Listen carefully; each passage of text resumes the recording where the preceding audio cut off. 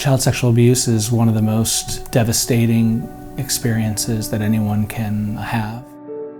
Over the last 15 years representing victims, I've had an opportunity to see up close what survivors experience. The impacts of child sexual abuse, they sort of metastasize out into various parts of people's lives, their relationships, their self-confidence, their substance abuse. It has a ripple effect that affects their children and affects their spouses and affects their friendships. The stories that survivors carry are part of the fabric of who they are, and they're sacred in a way. You know, it's something that's so intertwined with who people are and who they become. I think there's a common misperception that victims sue because they want money. And the reality is they don't have an alternative. By the time victims realize the impact that abuse has had on them, they can't go ask the district attorney or the police to prosecute their perpetrator.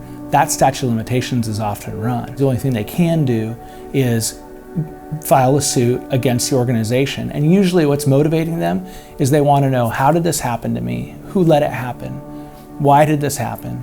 And really, what they're most focused on across the board is making sure that this type of abuse never happens to another kid in that organization. The risk of an organization having to pay a substantial verdict is oftentimes what we see the only thing that causes them to change and to reform and to put in the proper child protection policies. Hiding, covering up, ignoring sexual abuse, I think has a corrosive effect on an organization. And they might think in the short term that they are protecting their reputation, but I think the reality is that once you become an organization that is going to hide and conceal abuse, I don't think you get back your reputation, and I don't think that you get back the goodwill that maybe you've spent a lot of time building up. Ultimately, the truth will come out. At some point, it's going to come out. Most of my cases involve people who have in some way gone to the organization and told them in one way or another, hey, this happened.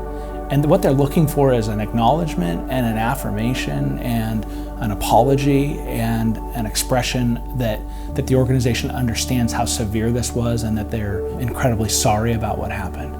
And it's usually the scenarios where the organization clams up and holds them at arm's length and doesn't treat them like a human being and doesn't acknowledge their pain. Those are usually the situations where victims call a lawyer because they don't know what else to do. They know it was wrong. They feel like they should be heard and acknowledged, and when the organization refuses to do that voluntarily, they're going to find help to make sure that it happens involuntarily.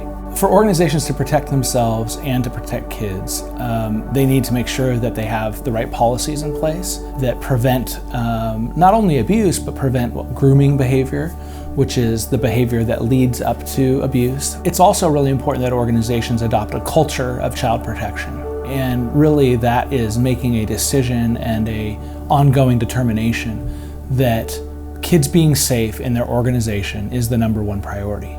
And it's more important than anything else. And even if they can't achieve all the other bells and whistles that they'd like to with their organization, that at least at the end of the day they know that kids participated and they left safe and not being subjected to child sexual abuse. I'd be thrilled if I was out of business. Answering the phone every day, hearing a news story about the ways that humans have hurt each other and exploited each other, that takes a toll. But it's work that needs to be done, and I'll keep doing it until the phone stops ringing.